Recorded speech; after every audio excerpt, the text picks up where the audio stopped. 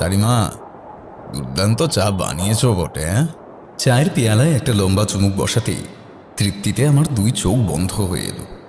সত্যি ঠাকুরমশাই মেয়ে অর্থাৎ চারির হাতের তারিফ করতেই হয়। মেয়েটার হাতে যেন জাদু রয়েছে।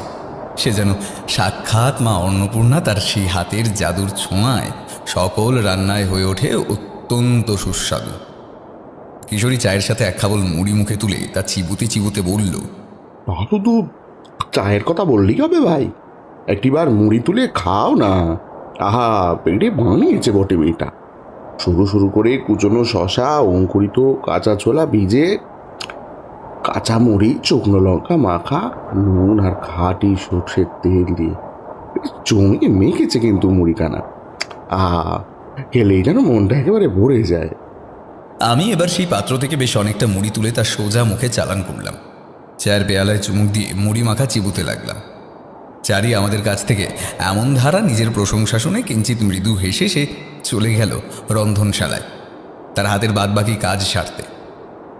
ঠাকুর মশাই এবার ঘরের অভ্যন্তর থেকে বেরিয়ে এসে দুয়ারের তক্তপোষের উপর বসলেন।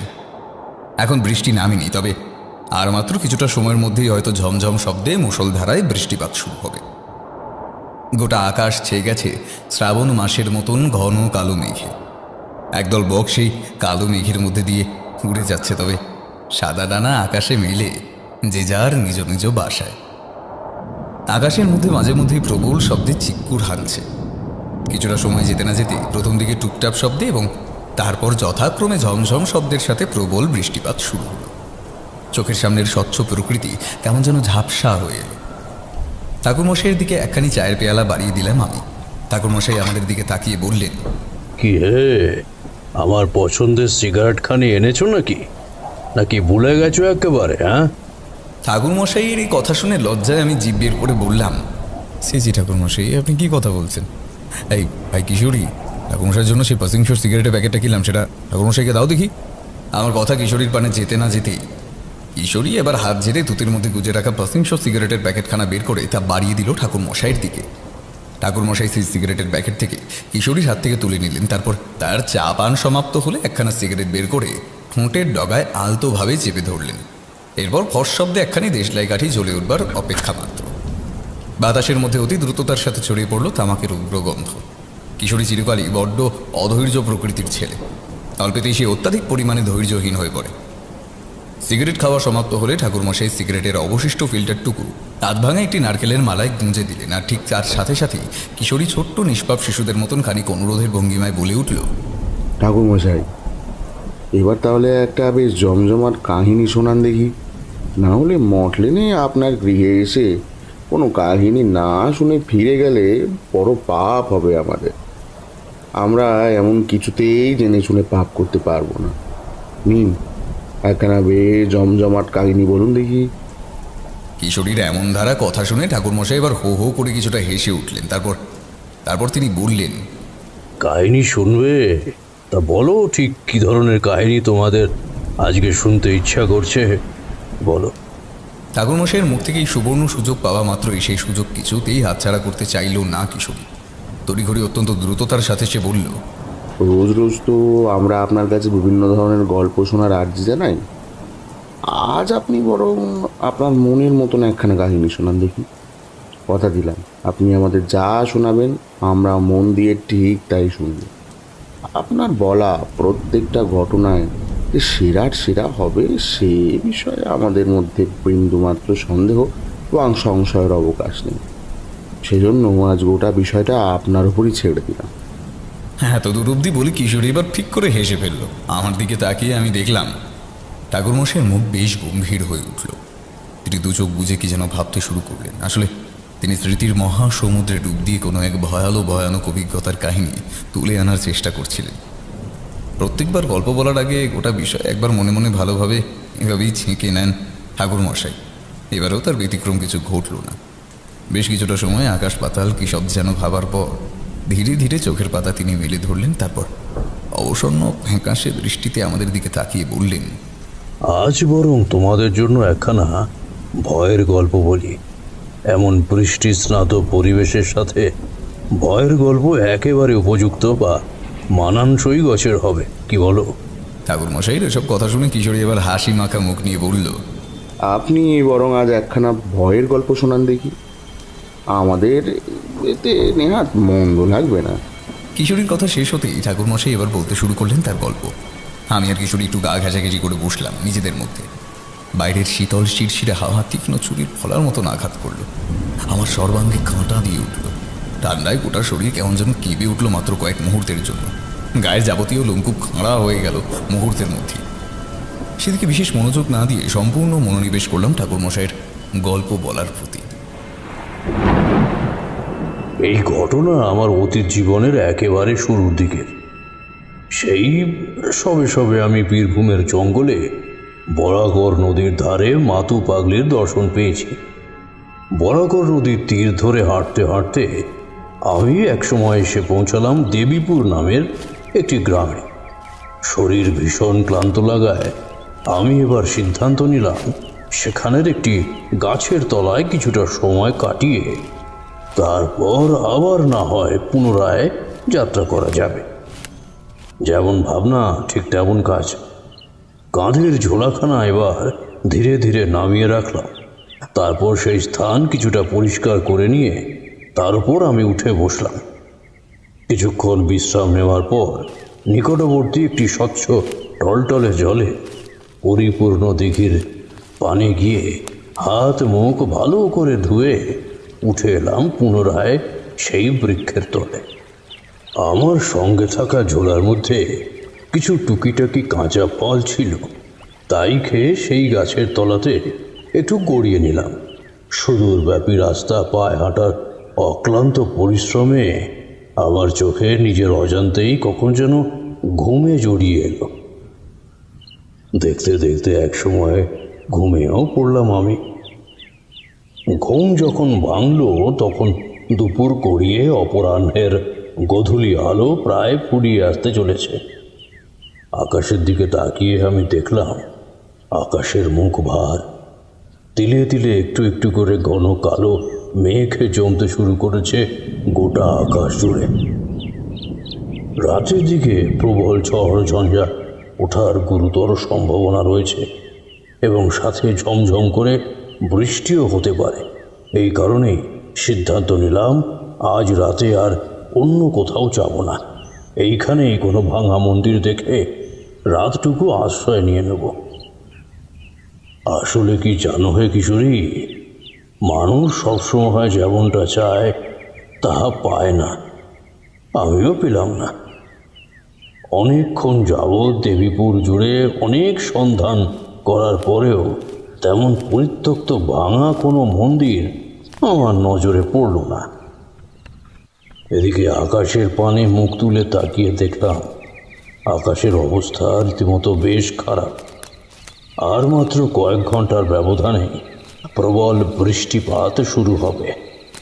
নিরুপায় হয়ে আমি সিদ্ধান্ত নিলাম এই গ্রামের কোনো এক গৃহস্থের বাড়িতে আশ্রয় নিতে হবে আমায়। ঝড় বৃষ্টির হাত থেকে বাঁচতে এবার আমার নজরে পড়ল দূরের একখানি বেশ মাঝারি মাপের অট্টালিকা। আর এতটুকু সময় বৃথা অপচয় না করে আমি এবার হনহনিয়ে এগিয়ে গেলাম সেই অট্টালিকার পানে। তখন রীতিমতো ঘন অন্ধকার নেমে এসেছে গোটা চরাচর জুড়ে। গুল্ম লতা পাতার ফাঁক থেকে কর্কশ ধ্বনিতে এক নাগাড়ে এক তালে ডেকে চলেছে অসংখ্য অগণিত ঝিঝি পোকা। সেই ঝিঝি পোকার কর্কশ ধ্বনিতে কান পাতা দুর্দায় হয়ে উঠেছে ক্রমে। কচুবনের নিচ থেকে ভেসে আসছে ব্যাঙের ডাক। সেই অট্টালিকাটির নিকটে এগিয়ে গিয়ে সদরের দরজায় ভালোভাবে বেশ জোরে জোরে কড়া নাড়তে থাকলাম আমি কিছুটা সময় কড়া নাড়বার পর বাড়ির ভেতর থেকে এবার এক বৃদ্ধের গলার আওয়াজ ভেসে এলো। কে এলো এমন অসময়ে? দাঁড়াও হে বাবু, যাচ্ছি যাচ্ছি, দাঁড়াও, একটু অপেক্ষা করো দেখি। মাত্র কিছুটা সময় অপেক্ষা করার পরে সেই অট্টালিকার সদরের দরজা খোলা মাত্রই আমি দেখলাম আমার সম্মুখভাগে দাঁড়িয়ে আছেন এক মাঝারি বয়সের প্রবীণ মানুষ। তার মাথায় কাঁচা পাকা অবিন্যস্ত চুল, গালে দীর্ঘদিনের জন্ম নেওয়া গোঁধারির জঙ্গল, চোখের মণি দুটো অদ্ভুত রকমের ঘোলাটে, চোখের তলা বেশ কালো হয়ে রয়েছে, পরনে আছে একখানি মলিন পাঞ্জাবি আর ধুতি। সবটা দেখে আমি যা বুঝলাম তাতে এই মানুষটি যে রীতিমতো বেশ চিন্তার মধ্যে রয়েছেন তার নতুন করে আমাকে বুঝিয়ে বলতে হলো না। তিনি এবার আমার উদ্দেশ্যে দুই হাত জোড় করে অধিক কৌতূহলের সাথে বললেন, আগে আপনি কে? কাকে চাই? সেই ভদ্রলোকটির পানে তাকিয়ে আমি তাকে মৃদু হেসে বললাম, আমার কাউকে চাই না মশাই। আসলে আমি একজন জ্যোতির্বিদ, খানিকটা ভবঘুরে গোছের মানুষও বলতে পারেন। এই নানা স্থানে ঘুরে টুরে বেড়াই, তা আপনাদের গ্রামেও ঘুরতে ঘুরতে আজই এসেছি। কিন্তু হঠাৎ করে এমন প্রাকৃতিক দুর্যোগ শুরু হলো যে সেই কারণে আমি ভাবলাম যে আজকের রাতটা যদি আপনাদের গ্রামের কোনো পরিত্যক্ত ভাঙা মন্দিরেই কাটিয়ে দেই। কিন্তু অনেক খোঁজাখুঁজির পরেও সেরকম কোনো স্থান খুঁজে না পাওয়ায় অবশেষে সেই চিন্তা ত্যাগ করে ভাবলাম যদি কোনো গৃহস্থের বাড়িতে একটি রাতের জন্য আমি মাথা গোঁজার ঠাঁই পাই তাহলে খুব উপকৃত হই। মশাই, বুঝতেই তো পারছেন, এইরকম মেঘ করেছে, তার উপরে আবার রাতের অন্ধকারও নেমে আসছে, তাই সব মিলিয়েই একটু দুশ্চিন্তাগ্রস্ত হয়ে পড়েছি। সেই ভদ্রলোক এবার আমার দিকে তাকিয়ে অত্যন্ত দ্রুততার সাথে নিজের দুই হাত নমস্কার এর ভঙ্গিমায় জড়ো করে বললেন, আসুন আসুন, ভিতরে ঢুকে আসুন। অবশ্যই আশ্রয় পাবেন আপনি। কথায় বলে অতিথি নাকি সাক্ষাৎ নারায়ণ। আমাদের সাধ্য কি যে অতিথিকে ফিরিয়ে দেব? আপনি দয়া করে বাড়ির অন্দরমহলে প্রবেশ করুন। ভদ্রলোকের ব্যবহার সত্যি অত্যন্ত ভালো। একজন সম্পূর্ণ অচেনা অজানা মানুষকে যে তিনি এইভাবে এতটা আপন করে নিতে পারবেন আমি তা ভাবতেই পারিনি। সদর দরজা পেরিয়ে চৌকাঠের বুকে পা রাখতে না রাখতেই আমার শরীরের মধ্যে একটা অদ্ভুত বিজাতীয় অনুভূতি খেলে গেল। মেরুদণ্ড বেয়ে সরসর করে নিচের দিকে একটা শীতল চোরা স্রোত যেন নেমে গেল তীব্র বেগে। আমার বুকের মধ্যে বিপদের আগাম আভাস সূচক প্রতিবারের মতো পুনরায় বেজে উঠল সেই বিপদ ঘণ্টাটা। আমার অন্তরাত্মা আমায় বলে উঠল, এই বাড়িতে হয়তো কোনো বিপদ ঘটেছে অথবা ঘটতে চলেছে খুব শীঘ্রই।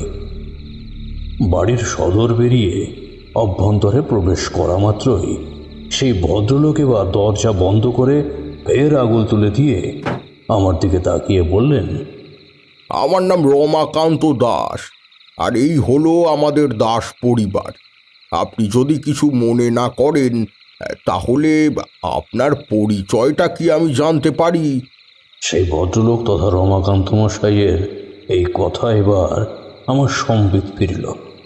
বিস্ময়ের ঘোর কাটতে আমি নিজেকে সামলে নিয়ে বললাম, না না না না, আপত্তি আর কিসের, অবশ্যই জানতে পারেন। আমার নাম তারানাথ চক্রবর্তী, তবে ওই পাঁচজনে আমাকে তারানাথ তান্ত্রিক নামেই ডাকে। এই সামান্য কিছু জ্যোতিষবিদ্যা আর ওই টুকিটাকি তন্ত্র সাধনা করতে পারি আমি ঈশ্বরের কৃপায়, এবং তাই দিয়েই চেষ্টা করি সর্বদা ওই বিপদগ্রস্ত মানুষদের পাশে থাকতে, তাদের বিপদ ভঞ্জন করতে। আমার এই কথা শোনা মাত্রই রমাকান্ত মশাইয়ের মুখমণ্ডল জুড়ে এক অদ্ভুত আবেগ যেন খেলে গেল। তার চোখ কেমন যেন ছলছল করে উঠল। তিনি সজল নেত্রে আমার দিকে তাকিয়ে এক প্রকার কাতর সুরে বললেন, কি কি নাম বললেন আপনি?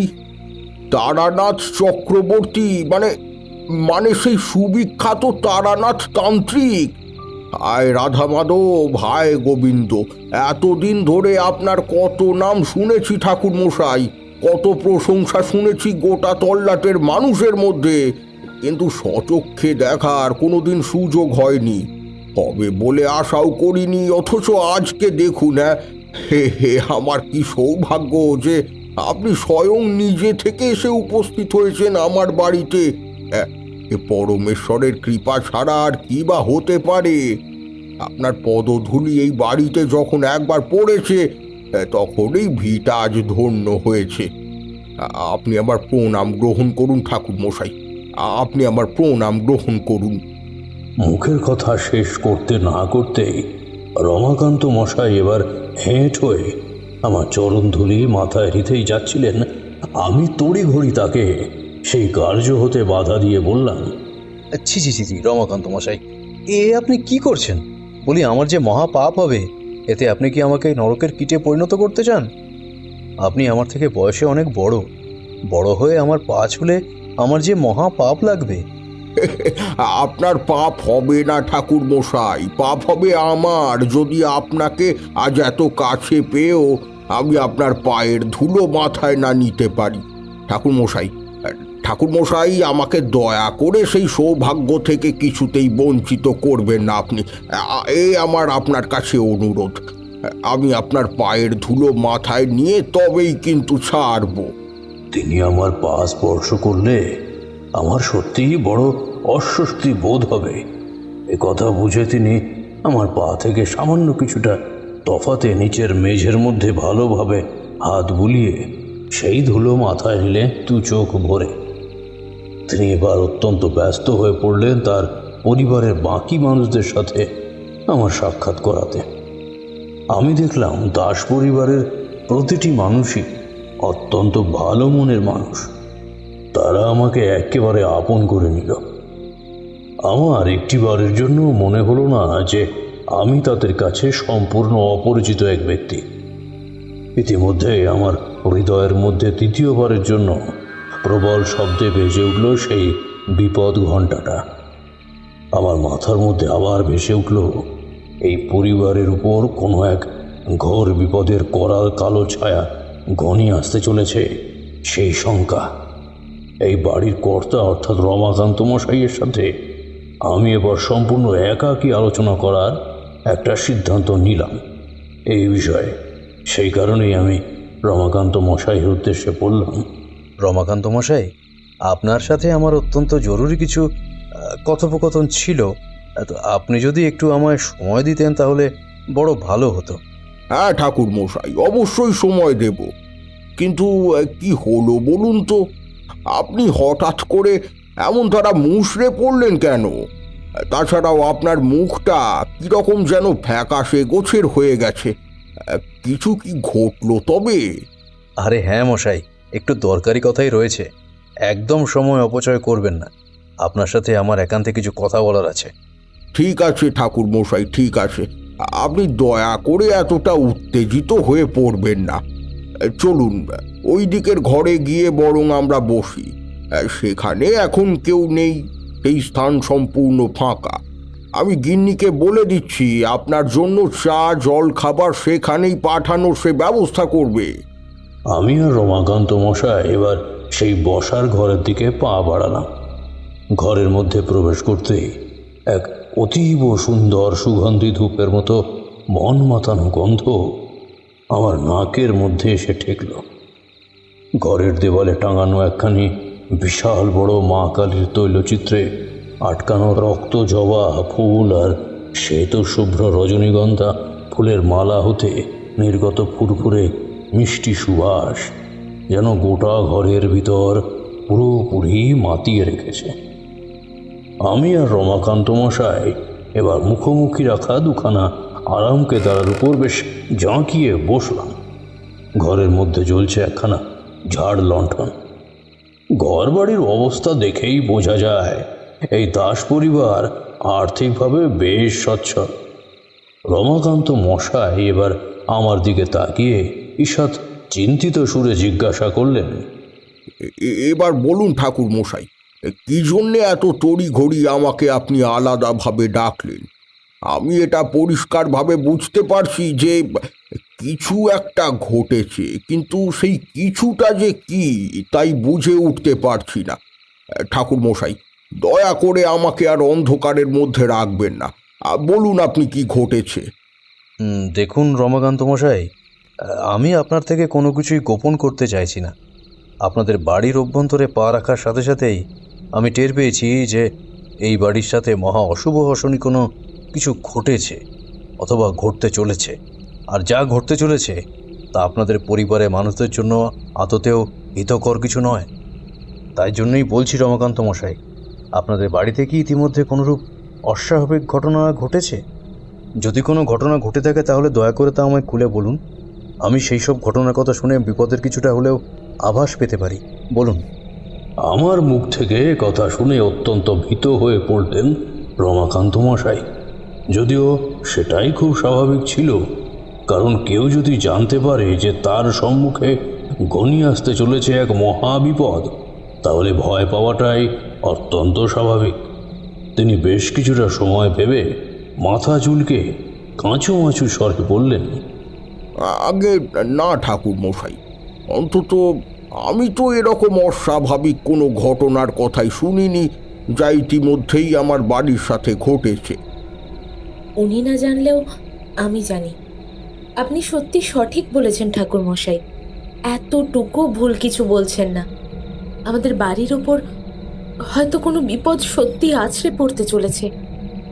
আমার মনটাও না কেমন যেন কুডাক দিয়ে উঠছে বারংবার। আমি আর রমাকান্ত মশাই হঠাৎ করে এমন মেইলি গলার আওয়াজ পেয়ে রীতিমতো চমকিত হয়ে পড়লাম। ঘাড় ঘুরিয়ে পিছনের দিকে তাকাতেই দেখলাম রমাকান্ত মশাইয়ের স্ত্রী মহামায়া দেবী কথাগুলো বলেছেন। তিনি চৌকাঠ গোড়ার হাতে আমার জন্য জলখাবারের পাত্র নিয়ে কখন যেন এসে দাঁড়িয়েছেন, আর আমার বলা কথাগুলো তিনিও শুনেছেন। তাই আমার করা প্রশ্নের তিনি এই উত্তর দিয়েছেন। তার স্ত্রী অর্থাৎ মহামায়া দেবী এবার শিথিল পদক্ষেপে কম্পমান হাতে জলখাবারের থালাখানা সঙ্গে নিয়ে সোজা কক্ষের ভেতরে প্রবেশ করলেন। তারপর আমাদের সম্মুখে থাকা একখানা বড় জলচৌকির উপর খাদ্যের পাত্র নামিয়ে রেখে তিনি আমার দিকে তাকিয়ে বললেন, উনি পুরুষ মানুষ, বাড়ির কর্তা। তাকে নানান দিকে শত শত বিষয় নিয়ে চিন্তা ভাবনা করতে হয়, ছোটাছুটি করতে হয়। তাই সংসারের এত খুঁটি নাটি তুচ্ছ বিষয় সম্পর্কে তিনি কিছুই জানেন না, বা বলা ভালো যে আমরা তাকে কোনো কিছুই বলি না এসব বিষয় নিয়ে। কিন্তু ঠাকুরমশাই, আমি বা এই পরিবারের মধ্যে অনেককেও গত কয়েকদিন ধরে বেশ ভালোভাবে উপলব্ধি করেছে যে এই বাড়ির সাথে অস্বাভাবিক অতিলৌকিক কোনো কিছু ঘটছে। নামিয়ে রাখা থালা ভর্তি খাদ্যের প্রতি আমার বিন্দু মাত্র ভ্রুক্ষেপ ছিল না। আমি ততক্ষণে মহামায়া দেবীর দিকে তাকিয়ে এবার মোলায়ম কণ্ঠে বেশ গাম্ভীর্যপূর্ণ স্বরে জিজ্ঞাসা করলাম, আপনি জানেন? আচ্ছা বেশ, তাহলে বলুন তো আপনাদের বাড়ির সাথে ঠিক কি কি অতিলৌকিক ঘটনা ঘটতে শুরু করেছে? আমার এই কথা শুনে মহামায়া দেবী এবার একটিবার আমার দিকে আর একটিবার তার স্বামী অর্থাৎ রমাকান্ত মশায়ের দিকে তাকিয়ে একটা শুকনো ঢোক গিলে নিরস কণ্ঠে বললেন, বেশ কয়েকদিন আগে থেকে আমাদের বাড়ির মধ্যে কিছু কিছু গবাদি পশু, এই যেমন ধরুন গোয়াল থেকে গরু, মহিষ, ক্ষুদ্র থেকে হাঁস, মুরগি প্রভৃতি রাতের অন্ধকারে চুরি হয়ে যাচ্ছে। তবে তবে চুরি বলাটা খুবই ভুল। কেউ যেন প্রাণীগুলোকে না নৃশংসভাবে হত্যা করে তাদের কাঁচা রক্ত মাংস খুবলে খুবলে খাচ্ছে। তাছাড়াও রাতের বেলায় আমাদের বাড়ির বেশ কয়েকজন কাজের লোক নাকি আবার একটি বীভৎস দর্শন ছায়ামূর্তিকেও ঘোরাফেরা করতে দেখেছে বাড়ির অন্দরমহল, বারমহল সহ সমগ্র চত্বরে। এই সকল কথাই আমার কানে এসেছে, কিন্তু আমি আপনাকে এসবের কিছুই বলিনি। ভেবেছিলাম কে না কি রাতের বেলায় ভুলভাল দেখেছে তার জন্য, কিংবা গবাদি পশুদের অমন ধারা মৃত্যুর কারণ হয়তো হিংস্র জন্তুও হতে পারে। এই সমস্ত কথা ভেবে আপনার থেকে এড়িয়ে গিয়েছিলাম বিষয়টা। কিন্তু আজ এই কিছু মুহূর্ত আগেই ঠাকুরমশাইয়ের মুখ থেকে এই সমস্ত কথা শুনে আমার বুকটা যেন কেঁপে উঠল। আমার মনে হলো আমাদের দাস বাড়ি জুড়ে যা সব কাণ্ড ঘটতে শুরু হয়েছে তার মোটেও কোনো সাধারণ ঘটনা নয়। সে কি গিন্নি, এত কিছু ঘটে গেছে আর তুমি আমাকে এ ব্যাপারে বিন্দু মাত্র কিছু জানাওনি। বাড়ির কর্তার কাছ থেকে কোনো কিছু গোপন করতে নেই, এ কথা কি তুমি জানো না? আমি কিন্তু তোমার থেকে মোটেও এইরূপ আচরণ আশা করিনি। ইতিমধ্যে মাথাটা কেমন যেন ধরেছিল, সেই কারণে জলচৌকির উপর নামিয়ে রাখা বিশাল বড় কাঁসার থালাটার মধ্যে থরে থরে সাজানো নানান রকমের রান্না মিষ্টি সব কিছু ত্যাগ করে থালা থেকে এবার শুধুমাত্র চায়ের উষ্ণ পেয়ালাটা হাতে তুলে নিলাম। তারপর দু চোখ বুজে একটা লম্বা টান দিলাম। এদিকে তখন রমাকান্ত মশাই আর মহামায়া দেবীর মধ্যে রীতিমতো কথা কাটাকাটি শুরু হয়ে গিয়েছে। দেখে বললাম, থামুন দেখি আপনারা। অবুঝ শিশুদের মতো নিজেদের মধ্যে এমন ঝগড়া ঝামেলা করে কোনো লাভ নেই। ঠান্ডা মাথায় গোটা বিষয়টা একবার আমায় ভাবতে দিন ভালো করে। ঠাকুর মশাই, এবার তাহলে কি হবে? আমাদের এই দাসবাড়ির ভিতরে কি তাহলে কোনো অশুভ অপশক্তি আশ্রয় নিল সকলের চক্ষের অলক্ষ্যে? আমার এই সুখের সংসারকে আপনি যে কোনো উপায়েই হোক রক্ষা করুন ঠাকুর মশাই। আমি জানি আপনার ক্ষমতা কতখানি, অপরিসীম ঐশ্বরিক ক্ষমতার অধিকারী আপনি। আমাদের আসন্ন বিপদ থেকে কেউ যদি রক্ষা করতে পারে তাহলে সে হলেন একমাত্র আপনি। আপনি ব্যতীত আর অন্য কেউ নয় ঠাকুর মশাই, আপনি আমাদের রক্ষা করুন। আমি দেখলাম বিপদের কথা জানতে পেরে দাস পরিবারের কর্তা এবং গিন্নি দুজনেই বেশ চিন্তিত ও অতিরিক্ত উতলা হয়ে পড়েছে। একটানা অতি দ্রুততার সাথে কথাগুলো বলে গেলেন রমাকান্ত মশাই। আমি এবার তার হাত দুখানি জড়িয়ে ধরে তাকে সান্ত্বনা দেওয়ার চেষ্টা করে বললাম, আপনি দয়া করে একটু শান্ত হন রমাকান্ত মশাই। হ্যাঁ, এত উত্তেজনা শরীরের পক্ষে মোটেও ভালো নয়। আমি আপনাকে কথা দিচ্ছি, আমি আমার সাধ্যমতো চেষ্টা করব এই বাড়ির অভ্যন্তর থেকে সেই অশুভ শক্তিকে চিরতরের জন্য তাড়ানোর।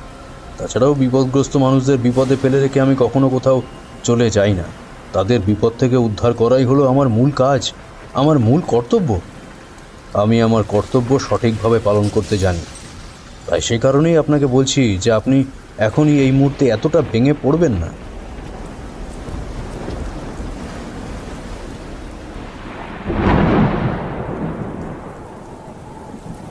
এতক্ষণ সময় ধরে গল্প বলার পর ঠাকুরমশাই এবার কিছুটা সময়ের জন্য একটু থামলেন। সিগারেটের প্যাকেট থেকে একখানা সিগারেট বের করে তাতে আগুন ধরিয়ে তিনি লম্বা লম্বা টান দিতে লাগলেন মনের সুখে। আমি আর কিশোরী একে অপরের দিকে অপলক দৃষ্টিতে বেশ কিছুক্ষণ তাকিয়ে রইলাম একভাবে। বাইরে তমসাচ্ছন্ন প্রকৃতি জুড়ে শুরু হয়েছে মহাতাণ্ডব। বৃষ্টির মাত্রা এখন অত্যধিক বেড়েছে। মাঝে মধ্যেই কান ফাটানো শব্দে এদিক ওদিক হতে বজ্রপাত ঘটছে, আর সাথে বইছে দামাল ঝোড়ো বাতাস। কিশোরী এবার বেশ উসকুস করে আর স্থির হয়ে থাকতে না পেরে বলেই ফেলল, তারপর কি হলো ঠাকুর মশাই? কিশোরীর কথায় ঠাকুরমশাই ফের নতুন উদ্যমে ধূমপান করতে করতেই বললেন সেই কাহিনীর পরবর্তী অংশ। সেই রাতে আমি আর সেরকম কিছুই খাওয়া দাওয়া করতে পারলাম না, বা বলা ভালো কোনো খাদ্যই যেন আমার গলা দিয়ে নামলো না। আমার মাথায় তখন একরাশ চিন্তা ভর করে রয়েছে কেবল। মস্তিষ্কের মধ্যে বারে বারে ভেসে উঠছে মহামায়া দেবীর বলা ওই কথাগুলো। এই বাড়ির কিছু কাজের লোক এক অদ্ভুত কিমাকার ছায়ামূর্তি দেখতে পেয়েছে রাতের অন্ধকারে। এখন প্রশ্ন হলো, কি ছিল আসলে সেই ছায়ামূর্তির আড়ালে? আদতে ঠিক কোন অপশক্তি এসে আশ্রয় নিয়েছে এই দাসবাড়ির অন্তর্মহলে? তাছাড়াও প্রতিদিন রাত্রি গভীর হলে গরু, মহিষ, হাঁস, মুরগি বের করে কে এমনভাবে তাদের জ্যান্ত মেরে চিবিয়ে চিবিয়ে খায়? আমার এই সকল প্রশ্নের উত্তর আমাকে পেতেই হবে যে করেই হোক। এই সকল প্রশ্নের উত্তর না জানা অবধি আমার কিছুতেই শান্তি হচ্ছিল না। তাই জন্য আমি সিদ্ধান্ত নিলাম সেই রাতে আমি আর ঘুমাবো না, সারা রাত বিনিদ্র অবস্থায় জেগে থেকেই কাটিয়ে দেব। আর ঠিক কি কি ঘটছে রাতের অন্ধকারে সেই বিষয়ের উপর ভালোভাবে লক্ষ্য রাখবো। ঠাকুরমশাই, আপনি কি তাহলে সেই রাতে আর ঘুমলেন না? জেগে থেকেই পাহারা দিলেন ওই দাসবাড়ির অন্তর্মহল? আচ্ছা আচ্ছা, কোনো কিছু কি আপনার নজরে পড়লো তবে? হ্যাঁ গো, সেই রাতে আমি আর দু চোখের পাতা কিছুতেই এক করলাম না। পরমেশ্বরকে স্মরণ করে গাত্রবন্ধন করে নিলাম ভালোভাবে, যাতে কোনো রকম অশুভ শক্তি আমার ধারে কাছে মোটে ঘেঁষতে না পারে। তারপর মধুসুন্দরী দেবীর উদ্দেশ্যে প্রণাম জানিয়ে আমি এবার সেই কক্ষের বাইরে বেরিয়ে এসে অন্ধকারের মধ্যে চুপচাপ দাঁড়িয়ে থেকে নজর রাখলাম বাড়ির সকল প্রান্তে। আমি দোতলার বারান্দায় দাঁড়িয়ে থাকার কারণে গোটা বাড়ির সর্বত্রই আমার নজরে পড়ছিল। ধীরে ধীরে অন্ধকারের মধ্যে চোখ সরে এলো আমার। দাসবাড়ির অভ্যন্তর জুড়ে যে কয়েকটা মোমবাতি জ্বলছিল, তারা তাদের ক্ষুদ্র আলোক শিখা ছড়িয়ে দিচ্ছিল অন্ধকার মোচনের এক কার্যে। হঠাৎ করে একসাথে বিনা বাতাসে দুবার দপদপ করে কেঁপেই নিভে গেল এক এক করে সকল মোমবাতি। গোটা দাসবাড়ির অন্দরমহল পাতালের ন্যায় ঘন কালো অন্ধকারে যেন পরিপূর্ণ হয়ে গেল। আমার নাকে এবার এলো একটা উৎকট বিশ্রী বোঁটকা পচা গন্ধ। নিচের দিকে চোখ যেতেই এবার আমি যা দেখলাম তাতে আমার বুক রীতিমতো কেঁপে উঠল। তোমরা বিশ্বাস করো, আমার কথা বিশ্বাস করো, অন্ধকারের মধ্যেও পরিষ্কার আমি দেখলাম নিচের তলায় একটা জমাট বাঁধা অন্ধকার জায়গা থেকে চতুষ্পদ জন্তুর মতো দুই হাতে পায়ে ভর দিয়ে বেরিয়ে আসছে একটা কালো ছায়ামূর্তি। উহ, কি বিভৎসতার হাঁটার ভঙ্গিমা, কি বিভৎসতার চালচলন! আমি বুঝলাম এটাই তবে মোক্ষম সুযোগ। আমাকে এক্ষুনি একবার নিচের তলায় নামতে হবে, অতি দ্রুততার সাথে এবং খুব সাবধানে। আমাকে দেখতেই হবে যে ছায়ামূর্তিটি আসলে ঠিক কে, যেই বাড়ির মধ্যে সকলের ভিড়ে মিশে আছে। আমি খুব সাবধানে পা টিপে টিপে সিঁড়ি বেয়ে নিচে নেমে এলাম। সেই ছায়ামূর্তি ততক্ষণে আরও এগিয়ে গেছে বেশ কিছুটা। আমার গাটা কেমন যেন ভার হতে শুরু করল।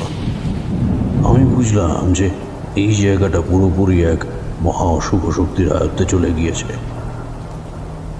সেই ছায়ামূর্তিটি এবার এক ভয়ানক শব্দে গর্জন করে উঠল। আমি বুঝলাম সেই ছায়ামূর্তিটি আসলে মানব রূপ ধারণ করে থাকলেও সে আদতে কোনো মানুষই নয়, সে এক মহা অপশক্তির অংশবিশেষ। তবে এমন অন্ধকারের কারণে আমি কিছুতেই তার মুখমণ্ডল পরিষ্কারভাবে দেখতে পেলাম না। চার পায়ে চলাফেরা ত্যাগ করে সেই ছায়ামূর্তি এবার দুই পায়ে ভর দিয়ে শটান উঠে দাঁড়ালো। তারপর সদরের দরজা খুলে বাইরে বেরিয়ে গেল। রাত্রি তখন বেশ গভীর, তা খুব ভালোভাবেই বোঝা যায়। ঝমঝম শব্দের সাথে মুষলধারায় বৃষ্টি শুরু হয়েছে।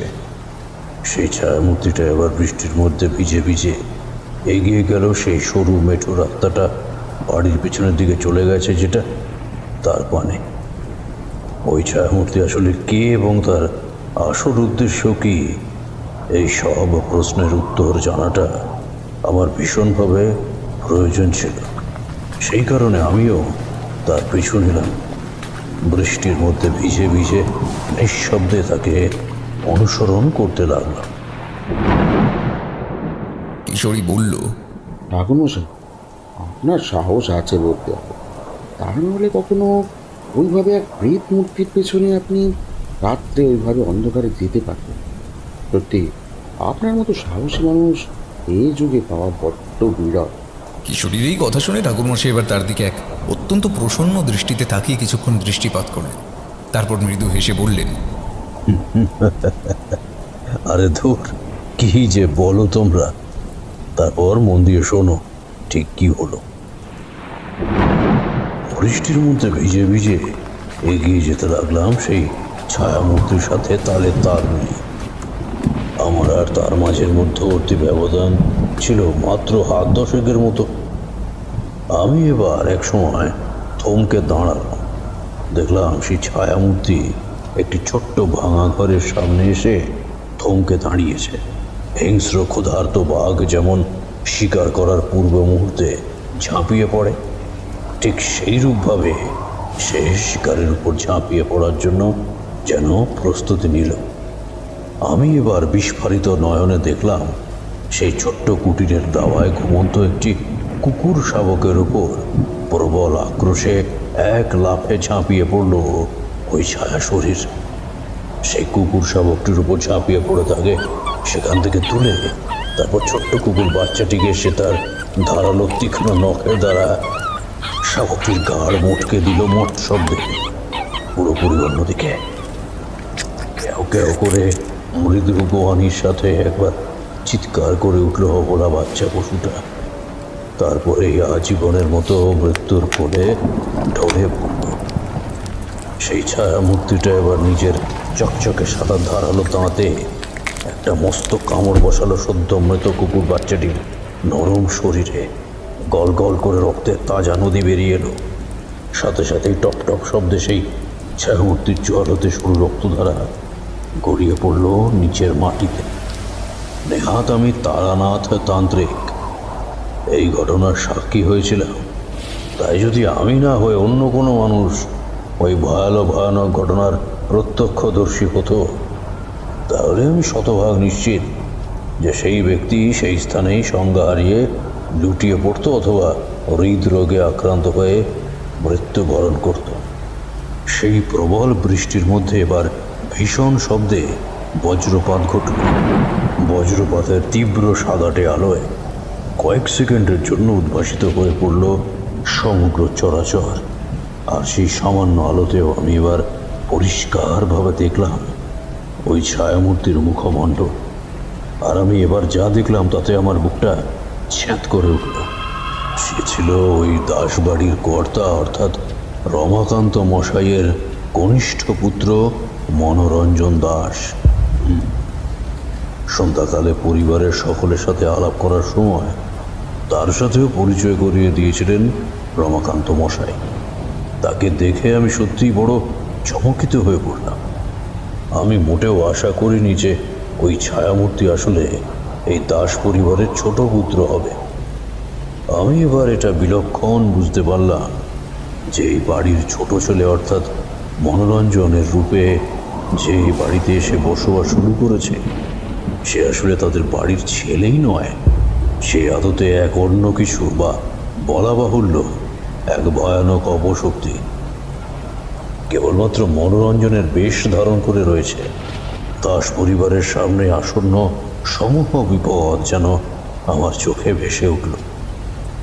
আমি বুঝলাম এই সমস্ত ঘটনার কথা এবার আমায় রমাকান্ত মশাইকে জানাতেই হবে। সবটা জানা তার অত্যন্ত প্রয়োজন, ভীষণ জরুরি। আমার যা দেখার ছিল তা দেখতে সক্ষম হয়েছিলাম আমি। সেই কারণে ধীরে ধীরে এবার পিছন ফিরে বাড়ি ফিরে এলাম। কক্ষের ভিতর প্রবেশ করে ভিজে সকল বস্ত্র পরিত্যাগ করে মাথার চুল ভালোভাবে মুছে আমি শুকনো পোশাক পরে নিলাম অতি দ্রুততার সাথে। কিন্তু দুই চোখের পাতা জুড়ে এতটুকু ঘুম নেমে এলো না। মারাত্মক দুশ্চিন্তায় আমি অনবরত পায়চারি করতে লাগলাম আর অপেক্ষা করলাম সূর্যোদয়ের। সকালবেলা ঘুম থেকে ওঠা মাত্রই আমাকে রমাকান্ত মশাইয়ের সাথে কথা বলতে হবে একটিবার। যেমন ভাবনা ঠিক তেমনি কাজ। সকালবেলায় রমাকান্ত মশাই ঘুম থেকে ওঠা মাত্রই আমি তার সাথে কথোপকথনের জন্য তাকে একাকী একবার আমার কক্ষে আসতে বললাম। আগে বলুন ঠাকুর মশাই, কি হয়েছে? কি জন্য এত জরুরি তলব? তবে কি কোনো কিছু আপনি জানতে পারলেন? কথাগুলো বলতে বলতেই এবার কক্ষের ভিতরে ঢুকে এলেন রমাকান্ত মশাই। তাকে দেখে বেশ চিন্তিত বলেই মনে হলো আমার। আমি এবার তাকে চোখের ইশারায় বসতে বললাম। তিনি বসার সাথে সাথেই কক্ষের ভিতর এবার আমার অনুমতি নিয়ে প্রবেশ করলেন রমাকান্ত মশাইয়ের স্ত্রী মহামায়া দেবী। মহামায়া দেবীকে দেখে রমাকান্ত মশাই এবার বললেন, এ কি গিন্নি, তুমি এখানে? তুমি এই কক্ষের মধ্যে কি করতে এলে?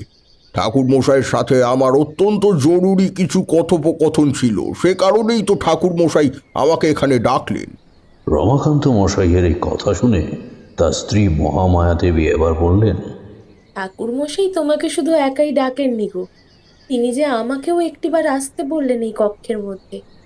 ঠাকুরমশাই নির্দেশেই তো আমি হাতের সমস্ত কাজ ফেলে তড়িঘড়ি এসে উপস্থিত হলাম এই কক্ষে। হ্যাঁ রমাকান্ত মশাই, আমি মহামায়া দেবীকে এই কক্ষে একবার আসতে বলেছিলাম। আপনি দাঁড়িয়ে কেন? বসুন বসুন, রমাকান্ত মশাইয়ের পাশটিতে বসুন। রমাকান্ত মশাইয়ের স্ত্রী মহামায়া দেবী এবার মাথায় বেশ অনেকটা ঘোমটা টেনে শিথিল পদক্ষেপে এগিয়ে এসে বসলেন রমাকান্ত মশাইয়ের ঠিক পাশে রাখা একখানি আরামকে দাঁড়ায়। রমাকান্ত মশাই এবার আমার দিকে তাকিয়ে বললেন, নিন ঠাকুর মশাই, এবার তাহলে বলুন আমাদের ঠিক কী জন্য আপনি এখানে ডাকলেন। তাহলে কি আপনি সত্যি কোনো কিছু জানতে পেরেছেন যা আমাদের জানাতে চান? দয়া করে আর কিছু গোপন করবেন না, আমাদের বলুন আপনি। হ্যাঁ অবশ্যই জানতে পেরেছি, আর যেটা জানতে পেরেছি সেটা শুনে আপনারা যথেষ্ট চিন্তিত হয়ে পড়বেন। তাই জন্যই আগেভাগে বলছি, আপনারা নিজেদের মনকে শক্ত করুন। রমাকান্ত মশাই এবার কিছুটা ভয় মিশ্রিত সুরে থমথমে গলায় বললেন, বলুন বলুন ঠাকুর মশাই, বলুন কি জানতে পেরেছেন আপনি? আমাদের পরিবারের মধ্যে কি অশুভ শক্তির প্রকোপ নেমে আসতে চলেছে? হ্যাঁ, খোলসা করে বলুন ঠাকুর মশাই, বলুন আপনি। আমি যা বলতে চলেছি তা শুনে আপনারা কিন্তু মোটেও ভেঙে পড়বেন না। দেখুন রমাকান্ত মশাই, গতকাল রাতে আমি এতটুকু চোখের পাতা এক করতে পারিনি, একটি বারের জন্যও না। সারা রাত আমি সম্পূর্ণ বিনিদ্র অবস্থায় কাটিয়েছি। আর ঠিক তখনই একেবারে মধ্যরাতের সময় দোতলার বারান্দা থেকে আমার নজরে পড়ে একটা অদ্ভুত বিভৎস দর্শন ভয়ালো মূর্তির। অন্ধকারের মধ্যে থেকে সে বেরিয়ে এসে আপনাদের বাড়ির ভিতর থেকে সোজা চলে যায় সদর দরজা পেরিয়ে। আমি তখন তাকে অনুসরণ করি, বিষয়টা আসলে ঠিক কী ঘটছে তা দেখার জন্য। বাইরে ঝমঝম শব্দে বৃষ্টি হচ্ছে। সেই ছায়ার গতিবিধি অনুসরণ করে আমি যা দেখি তা রীতিমতো বেশ হাড় হিম করা। একটা কুঁড়ে ঘরের সামনে গিয়ে থমকে দাঁড়ায় ওই ছায়ামূর্তি। তারপর রাতের বেলায় বৃষ্টির কারণে ওই ঘরের মধ্যে আশ্রয় নেওয়া একটি কুকুর শাবককে সে নিজের শিকারে পরিণত করে। তার উপর ঝাঁপিয়ে পড়ে রক্ত মাংস মহা আনন্দের সাথে ছিঁড়ে পুড়ে খায়। এই ঘটনার একেবারে শেষ মুহূর্তে আমি ওই ছায়ামূর্তির মুখমণ্ডল দেখতে সক্ষম হয়েছি। আর আর আর যা দেখেছি তাতে আমার চোখ থেকে ঘুম আর মন থেকে শান্তি পুরোপুরিভাবেই দুটোই উড়ে গেছে। আমার এমন ধারা কথা শুনে মহামায়া দেবী এবার বললেন, আপনি সেই ছায়ামূর্তির মুখ দেখতে সক্ষম হয়েছেন? বলুন ঠাকুর মশাই, বলুন কে ছিল আসলে সেই ছায়ামূর্তি? আপনাদের ছোট ছেলে মনোরঞ্জন। হ্যাঁ, কাল গভীর রাতে আমি তাকে ওই ছোট্ট কুকুর শাবকটিকে ভক্ষণ করার সময় সচক্ষে দেখেছি। আমার এ কথা শুনে দাস পরিবারের কর্তা এবং গিন্নি দুজনেই একসাথে যেন আকাশ থেকে পড়লেন। তাদের চোখে ঘনিয়ে এলো এক অপরিসীম আতঙ্ক আর হতাশার জোয়ার। কয়েক সেকেন্ড যেন তারা পুরোপুরি বোবা হয়ে গেলেন। তারপর কিছু মুহূর্ত বাদে বাকশক্তি ফিরে পেয়ে রমাকান্ত মশাই এবার বলে উঠলেন, আপনি কি বলছেন ঠাকুর মশাই? আমার ছোট পুত্র মনোরঞ্জন? ঈশ্বর, এ কি সর্বনাশ ঘটছে প্রভু আমার বাড়িতে! ঠাকুর মশাই, এবার কি হবে তাহলে মনোরঞ্জনের? আমার ছেলেটাকে কি তাহলে কোনো ভয়ানক ভূত পিশাচে পেল? রমাকান্ত মশাইয়ের এই কথা শুনে আমি এবার নেতিবাচক ভঙ্গিমায় ডাইনে বামে মাথা নেড়ে বললাম, আগে না রমাকান্ত মশাই, আপনার ছোট পুত্রকে আদৌ কোনো ভূত প্রেত পিশাচ যক্ষ এসবের কোনো কিছুতেই ধরেনি কিংবা ভর করেনি। তাহলে কি হয়েছে ঠাকুর মশাই? আমার ছোট ছেলের সঙ্গে কি হয়েছে বলুন আমাকে। দেখুন, আমি যতটুকুনি বুঝতে পারছি তাতে আপনার বাড়িতে আপনার ছোট ছেলে অর্থাৎ মনোরঞ্জনের বেশে যে রয়েছে সে আদতে আপনার পুত্রই নয়, এমনকি সে কোনো মানুষই না। সে আসলে এক ভয়ানক অশুভ শক্তি, যে কিনা আপনার পুত্রের রূপ ধারণ করে এই বাড়িতে এসে আশ্রয় নিয়েছে। কোনো মানুষের ক্ষতি এখনো অবধি করেনি ঠিকই, সে তার নিজের শিকারে পরিণত করেছে কেবলমাত্র বিভিন্ন গবাদি পশু ও নিরীহ রাস্তার কুকুর বিড়ালকে। কিন্তু সে যখন মানুষের রক্তের স্বাদ একবার পেয়ে যাবে তখন খুব অল্প দিনের মধ্যেই সে একের পর এক মানুষ শিকার করতেও শুরু করে দেবে। আর একবার সে যদি মানুষের রক্ত মাংসের স্বাদ পায়, তখন তাকে ঠেকানো কিন্তু বড় দুষ্কর হয়ে যাবে। সেই জন্যই বলছি, আপনাদের যা করার তা অবিলম্বেই করতে হবে। আমার এই কথা শুনে মাথায় হাত দিয়ে সহসা ধপ করে মেঝের উপর বসে পড়লেন মহামায়া দেবী। রমাকান্ত মশাই তাকে ধরে ধীরে ধীরে আরাম কেদারার উপর বসিয়ে শীতল জলের পাত্রখানা এগিয়ে দিলেন তার দিকে। তিনি বেশ কিছুটা জল খেয়ে বললেন, সেই জন্যই বলি, আমার ছোট ছেলেকে হঠাৎ করে এমন অচেনা ঠেকছে কেন? আপনি বিশ্বাস করুন ঠাকুর মশাই, আমার কয়েকবারের জন্য মনে হয়েছিল যে এই ছেলে যেন আমার পেটের ছেলে না। তার ব্যবহার, চাল চলন, কথাবার্তায় এমন যেন একটু অদ্ভুত বদল লক্ষ্য করেছিলাম আমি। আসলে আসলে আমি একজন মা, তো তাই মায়ের চোখকে ফাঁকি দেওয়া মোটেই এত সহজ নয়। আচ্ছা মহামায়া দেবী, আপনি আপনার ছোট ছেলের মধ্যে এরূপ পরিবর্তন আজ থেকে ঠিক কতদিন আগে লক্ষ্য করেছিলেন প্রথমবারের জন্য? তা একটু ভালো করে মনে করে বলুন তো। আমার এই প্রশ্নে এবার বেশ অনেকটা সময় ধরে মহামায়া দেবী গভীর ভাবনা চিন্তা করে উত্তর দিলেন, তাও তাও আজ থেকে প্রায় দিন 7 আগে। হ্যাঁ হ্যাঁ ঠাকুর মশাই, মনে পড়েছে। যেদিন ও গভীর রাতে মঙ্গলপুর থেকে বাড়ি ফিরে এসেছিল, সেই দিন রাত থেকেই আমি ওর মধ্যে এরূপ পরিবর্তন লক্ষ্য করি। মঙ্গলপুর আমাদের পাশেরই এক গ্রাম।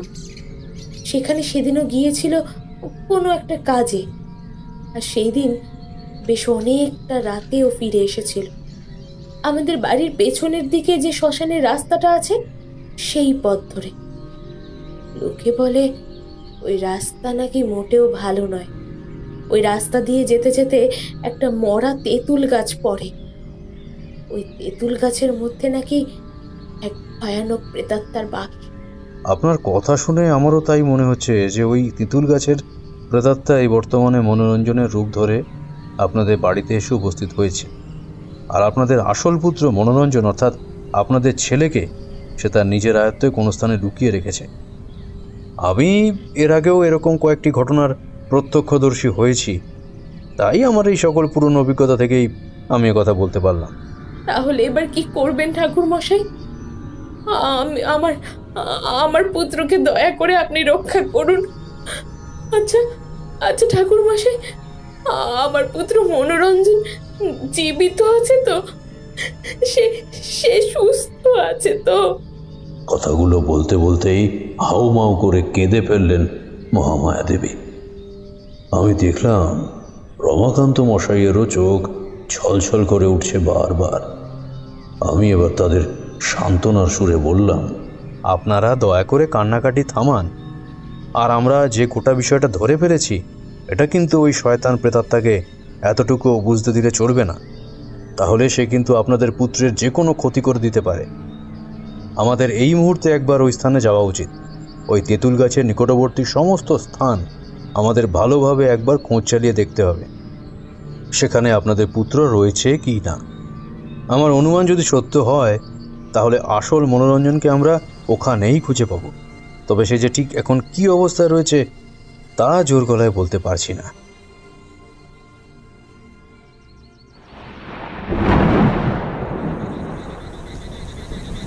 একটানা এতক্ষণ গল্প বলার পর ঠাকুরমশাই এবার কিছুটা সময়ের জন্য একটু বিরতি নিলেন। প্রকৃতির মধ্যে ঘন ঘন বজ্রপাত ঘটলেও বৃষ্টির পরিমাণ আগের থেকে অনেকটা কমে এসেছে। ইতিমধ্যে এদিকে ওদিক থেকে ভেসে আসছে ব্যাঙের গোঙানির আওয়াজ। কিশোরী একবার আমার দিকে তাকিয়ে তারপর ঠাকুরমশাইয়ের দিকে দৃষ্টিপাত করে একটা শুকনো ঢোক গিলে বলল, ওরে বাবা, এই যে দেখছি একেবারে মা ঠাকুমার মুখ থেকে শোনা রূপকথার গল্পে সেই খোকোশের মতন ব্যাপার স্যাপার। তারপর তারপর কি ঘটলো ঠাকুরমশাই? আপনারা সেই শ্মশান লাগোয়া মরা তেঁতুল গাছের তলায় গিয়ে সত্যিই খুঁজে পেলেন আসল মনোরঞ্জনকে? সে তখন ঠিক কীরকম অবস্থায় ছিল? হ্যাঁ গো কিশোরী, আমি যা আশঙ্কা করেছিলাম তাই সত্য বলে প্রতিপন্ন হলো।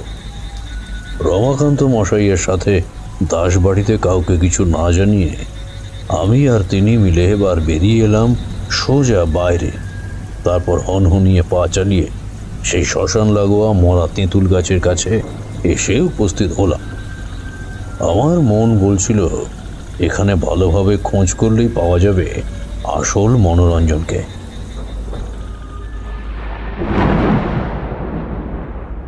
আমি আর রমাকান্ত মশাই এবার এতটুকু সময় অপচয় না করে ভালোভাবে খোঁজ চালাতে লাগলাম। সমগ্র তল্লাট একেবারে ঘন বনে ঢাকা। সমস্ত জায়গাটা গভীর বনের মধ্যে অবস্থিত। কেবলমাত্র মাঝের এই সরু পায়ে চলা পথটা এঁকে বেঁকে এগিয়ে গেছে ক্রমে শ্মশানের দিকে। পরমেশ্বরের নাম নিয়ে এবার মনোরঞ্জনকে খুঁজতে শুরু করলাম আমরা। বেশ অনেকটা সময় পেরিয়ে যাওয়ার পর একটা ওই গুল্ম লতা পাতার বৃহৎ ঝোপ থেকে পাওয়া গেল প্রায় মরো বিধ্বস্ত মনোরঞ্জনের দেহ। আমি বুঝলাম সেই অশুভ প্রেতাত্মা তাকে নিজের কালো মায়াজালে ডুবিয়ে গভীরভাবে ঘুম পাড়িয়ে সে নিজে মনোরঞ্জনের বেশ ধরে দাস পরিবারের মধ্যে গিয়ে আত্মগোপন করেছে। আমি এবার বিড়বিড় করে এক মন্ত্র পাঠ করতে শুরু করলাম। তারপর ডান হাতের বৃদ্ধাঙ্গুষ্ঠ ছেলেটার কপালে ঠেকিয়ে ধরতেই কেমন যেন বিদ্যুৎ পৃষ্ঠের মতো একটা ঝটকা দিয়ে উঠল তার সারা শরীর। এবার ধীরে ধীরে সাড় ফিরে এলো যেন একটু একটু করে। চোখের পাতা খুলে এসে আস্তে আস্তে তাকালো আমাদের দিকে। মনোরঞ্জনের দেহে এখনো প্রাণ আছে দেখে নিজেকে আর কিছুতেই ধরে রাখতে পারলেন না রমাকান্ত মশাই। তিনি প্রায় দৌড়ে এসে ছেলের মাথায় একটা স্নেহের চুম্বন করে বুকের মধ্যে জাপটে জড়িয়ে ধরলেন তাকে। তারপর কাঁদতে কাঁদতে বললেন, তোকে কতবার পই পই করে বারণ করেছিলাম যে রাতের বেলা শ্মশানের এই পথ ধরে বাড়ি ফিরিসনি। তুই যদি আমাদের কোনো কথা কানে দিস খোকা। দেখলি তো এবার ঠিক কি বিপদটাই না ঘটেছিল। ভাগ্যিস ঠাকুর মশাই সঠিক সময়ে আমাদের বাড়িতে এলেন আর সবটা আন্দাজ করতে পারলেন। কেবলমাত্র তার জন্যে তুই এই যাত্রায় প্রাণ ফিরে পেলি। আমরাও তোকে ফিরে পেলাম বাবা। তা না হলে ওই শয়তান প্রেতাত্মাকে তুই ভেবে আমরা তাকে নিয়েই দিব্যি সংসার করতুম, আর এদিকে তুই ধীরে ধীরে অসুস্থ হয়ে পড়ে হয়তো মৃত্যুবরণ করতিস। আমরা তা জানতেও পারতাম না। কি অঘটনটাই ঘটতো তবে। পিতার এই কথা শুনে পুত্র এবার বহু কষ্টের সাথে বলল, আমায় আমায় তুমি মার্জনা করো বাবা। আসলে সেদিন রাতে আমি পাশের গ্রাম থেকে বাড়ি ফিরেই আসছিলাম। রাত হয়ে গিয়েছিল বেশ অনেকটাই। আচমকা এই তেঁতুল তলায় এসে পৌঁছতেই আমার গাটা কেমন যেন ছমছম করে উঠল। মনে হলো ওই তেঁতুল গাছের কালো ডালের উপর সাদা রঙের কি যেন একটা বসে আছে। সেদিকে তাকানোর সাহস আর আমার হলো না বাবা। মাথা হেঁট করে আমি গাছটা পেরিয়ে চলে আসতেই যাব, ঠিক এমন সময় ঝপ করে কিছু একটা নেমে এসে সোজাসুচি ঝাঁপিয়ে পড়ল আমার ঘাড়ে। ব্যাস, আর কিছু মনে নেই আমার। আচ্ছা ঠিক আছে মনোরঞ্জন, তোমাকে আর এত কথা বলতে হবে না। এখন এমনিতেই তুমি অত্যাধিক পরিমাণে দুর্বল হয়ে রয়েছো। রমাকান্ত মশাই, আপনি বরং একখানা জুড়ি গাড়ি ডেকে আনুন। আমি ততক্ষণ না হয় মনোরঞ্জনকে একটু জল এনে খাওয়াচ্ছি। তারপর জুড়ি গাড়ি করে আপনি মনোরঞ্জনকে নিয়ে একখানা ভালো বৈদ্যের কাছে যান। তার শারীরিক অবস্থা যথেষ্ট খারাপ হয়ে রয়েছে, তার চিকিৎসার অত্যন্ত প্রয়োজন। আপনি এক কাজ করুন, মনোরঞ্জনকে সাথে নিয়ে একেবারে সন্ধ্যার সময় আপনাদের বাড়িতে উপস্থিত হবেন, ঠিক আছে? আজ সন্ধ্যায় ওই অশুভ ক্ষমতা সম্পন্ন প্রেতাত্মার একটা ব্যবস্থা করে তবেই আমি ছাড়ব। আমি একজন নিরীহ ছেলের প্রতি তার করা এমন ধারা অন্যায় অত্যাচার কিছুতেই মেনে নেব না মুখ বুঝে। চিরতরের জন্য তার বিনাশ অবশ্যম্ভাবী। রমাকান্ত মশাই এবার আমার দিকে করুণ দৃষ্টিতে তাকিয়ে নিজের দুই হাত জড়ো করে বললেন, আপনাকে অসংখ্য ধন্যবাদ ঠাকুর মশাই। আমার ছেলেকে আমার কাছে ফিরিয়ে দেওয়ার জন্য আপনাকে অনেক অনেক ধন্যবাদ। সত্যি আপনাকে ধন্যবাদ জানানোর কোনো ভাষা আমি খুঁজে পাচ্ছি না এই মুহূর্তে। শুধু এইটুকু বলতে পারি যে আজীবনের জন্য আপনার কাছে কৃতজ্ঞ হয়ে রইলাম আমি এবং আমার গোটা পরিবার। আমাকে ধন্যবাদ দেওয়ার কোনো প্রয়োজন নেই রমাকান্ত মশাই। আমি যা করেছি সেটা আমার কর্তব্য ছিল।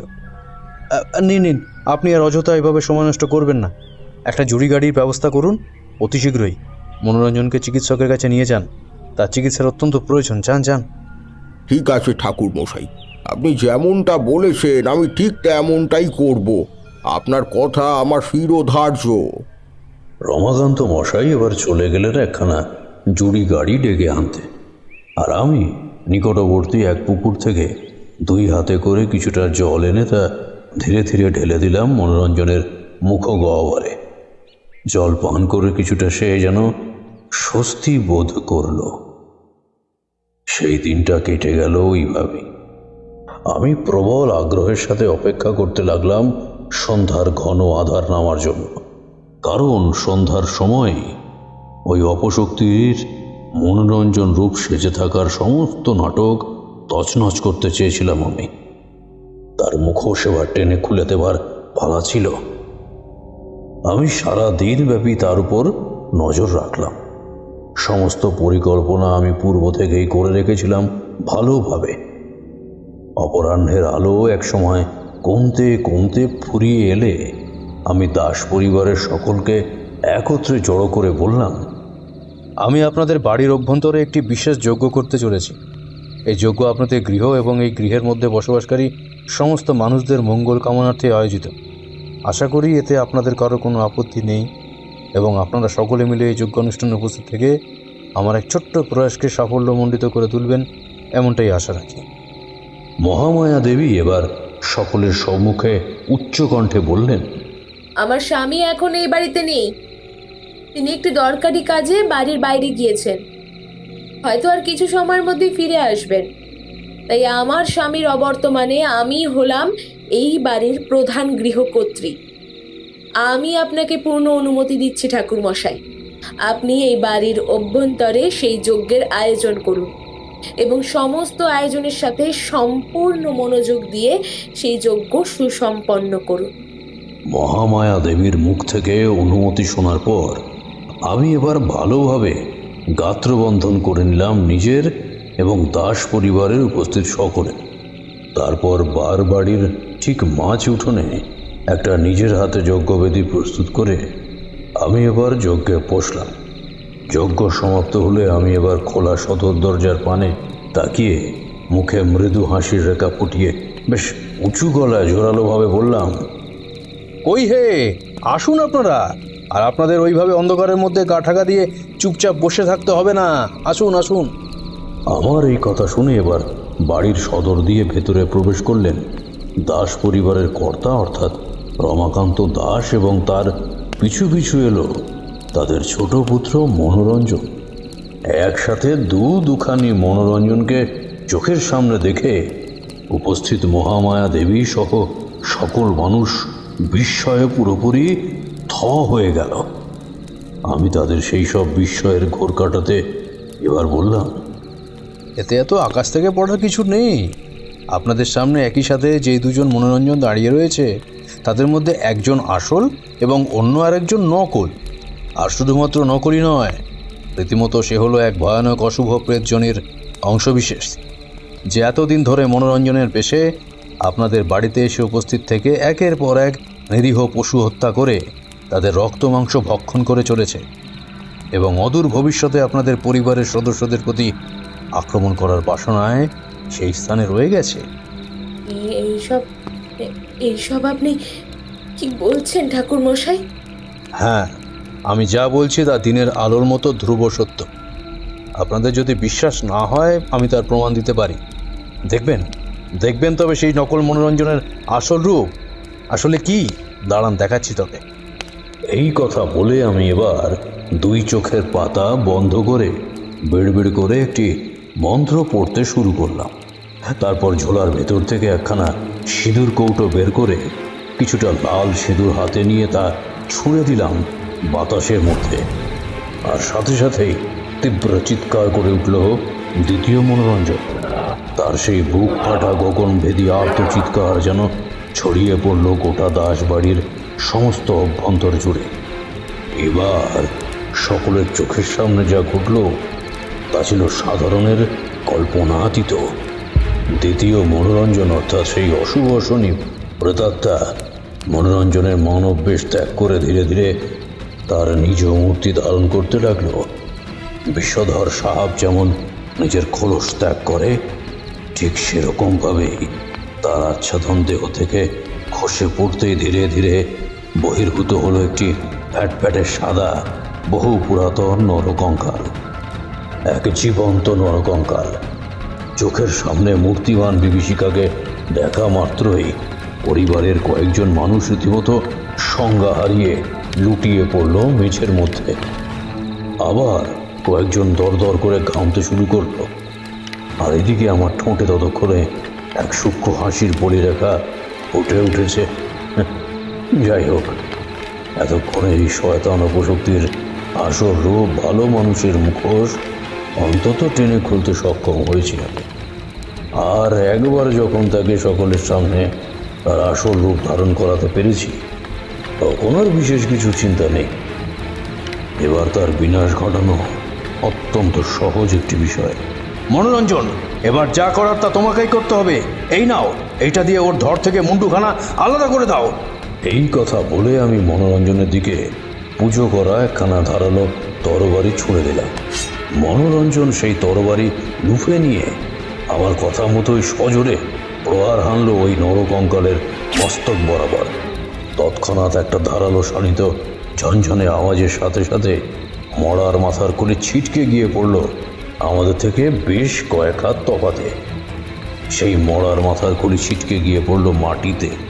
তবে অদ্ভুতভাবে পড়ার সাথে সাথেই খিলখিল করে হেসে উঠল সে। তারপর গড় গড় করে মেঝেতে গড়াতে গড়াতে আবার চলে এলো ওই মুন্ডহীন নরকঙ্কালের নিকটে। কঙ্কালটি তার দুটি হাত বাড়িয়ে দিয়ে খুলিটা মেঝে থেকে তুলে তা পুনরায় বসিয়ে দিল যথাস্থানে, যা দেখে আমি রীতিমতো বেশ চমকিত হয়ে গেলাম। আমি মোটেও ভাবতে পারিনি যে এমনটা হবে। আমি বুঝলাম এবার তবে যা করার তা আমাকেই করতে হবে, এছাড়া আর অন্য কোনো উপায় নেই। মধুসুন্দরী দেবীকে পুনরায় স্মরণ করে যজ্ঞের একখানা কাঠ তুলে নিয়ে তাতে আগুন জ্বালিয়ে তা ছুঁড়ে মারলাম সেই নরকঙ্কালের দিকে। সাথে সাথেই দাউ দাউ করে জ্বলে উঠল তার অস্থিময় দেহ। সেই নরকঙ্কাল জীবন্ত শরীর নিয়ে পাগলের মতো উদ্যম লাফাতে শুরু করলো। আমি বুঝলাম এইবার জব্দ হয়েছে ওই অশুভ প্রেতাত্মা। বুক ফাটা চিৎকার করে উঠল সে। তার সেই চিৎকার ছড়িয়ে পড়ল গোটা বাড়িময়। আগুনে পুড়তে পুড়তে একসময় সে ভস্মীভূত ছাইতে পরিণত হলো। আমি বুঝলাম সেই প্রেতাত্মার বিনাশ ঘটানো বাস্তবে সম্ভব হয়েছে, তবে শ্মশান লাগোয়া ওই মরা গাছটাকেও পুড়িয়ে ফেলা অত্যন্ত প্রয়োজন, যেহেতু সেটা ছিল তার বাসস্থান। আমার এই কথা মতোই এবার কাজ হলো। দাস পরিবারের বেশ কয়েকজন যুবক মিলে মরা তেঁতুল গাছটাকে পোড়ানোর কাজে সেই স্থানের উদ্দেশ্যে রওনা দিল।